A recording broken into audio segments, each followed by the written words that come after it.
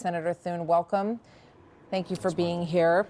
Your reaction as a person in leadership in this country as you watch yet another, what looks to be another shooting on another campus in America. Right.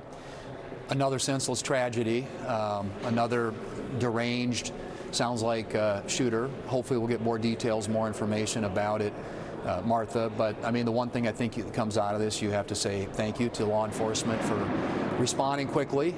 Sounds like taking the shooter down.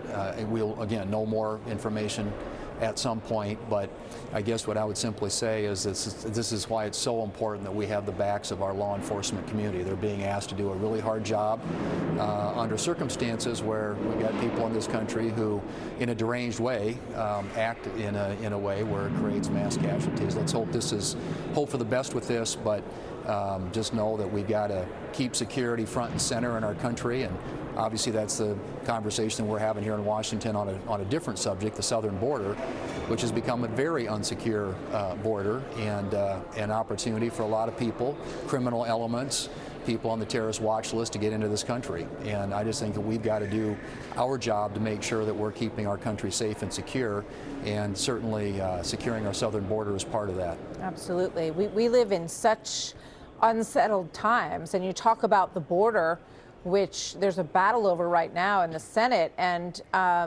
you know, who's coming across that border, who's here legally, who's here illegally, and we heard reports that the classified briefing today with the Commander-in-Chief, CQ Brown, devolved into a shouting match that involved Senator Lindsey Graham and others. Were you in there, and what can you tell us about that?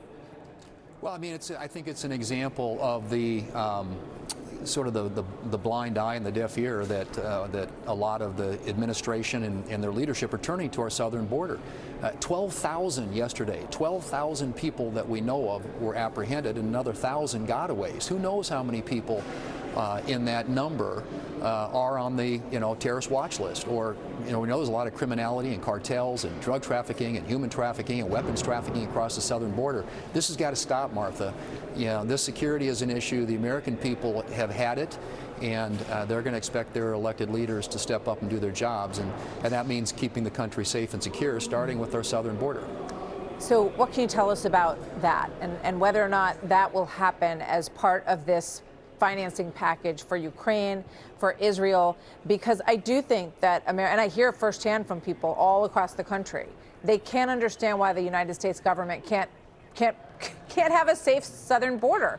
I just need a fairly brief answer on that, sir, if you can, before we run out of time today. Sure. It's all going to be up to the Democrats. We have proposals we put forward that will stop that flow, ensure that our border officials, Customs and Border Patrol, are able to do their jobs, have the resources and the manpower and the authority to enforce that southern border. But it's got to start there, Martha. All these other conversations we have, if you can't defend the country, they become very secondary. Yeah, so just a few seconds. But do you support holding up this defense bill unless there is significant border action in it? Absolutely. We're going to have a vote here momentarily on that very subject. We intend to do that. We will be watching. Thank you, Senator. Thanks for hanging with us today. Martha. Always good to have you with us. Thank you very much.